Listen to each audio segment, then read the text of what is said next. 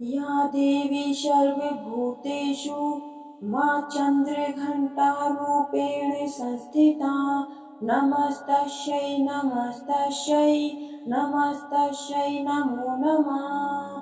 जय माँ चंद्र घंटा। शारदीय नवरात्र के तीसरे दिन माँ चंद्र घंटा की पूजा अर्चना की जाती है। साथ ही इनके निमित्त व्रत उपवास रखा जाता है। सनातन शास्त्रों में निहित है कि माँ ममता का सागर है, उनकी महिमा निराली है, अपने भक्तों का उद्धार करती है और दुष्टों का संहार करती है।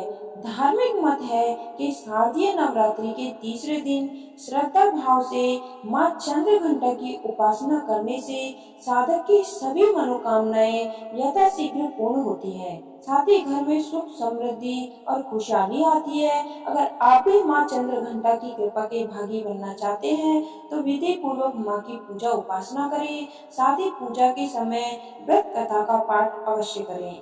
आइए माँ चंद्र घंटा की व्रत कथा सुनते हैं। जय माँ चंद्र घंटा। चिरकाल में महिषासुर नामक असुर का आतंक बढ़ गया था।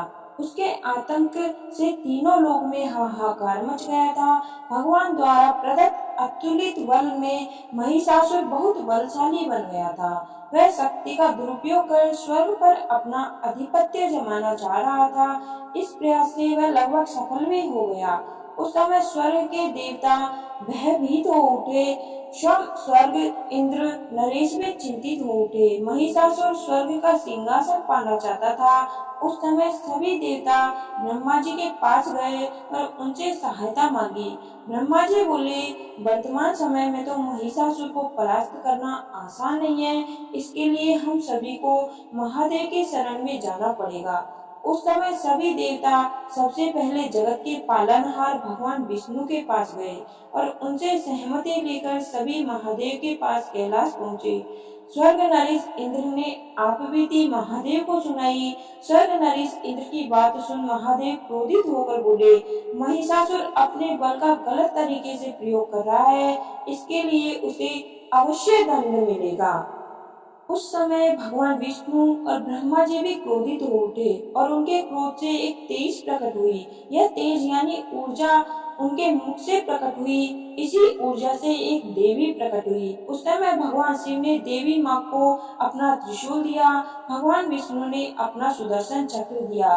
स्वर्ग नरेश इंद्र ने घंटा प्रदान किया। इस प्रकार सभी देवताओं ने देवी माँ को अपने अस्त्र शस्त्र दिए।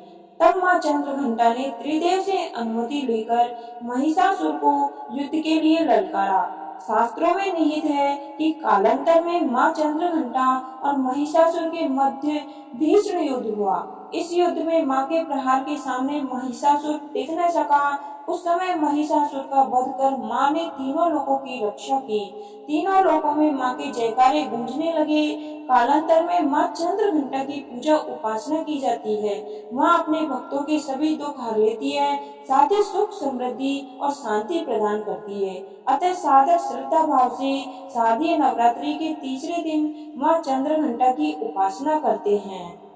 जय माँ चंद्र घंटा।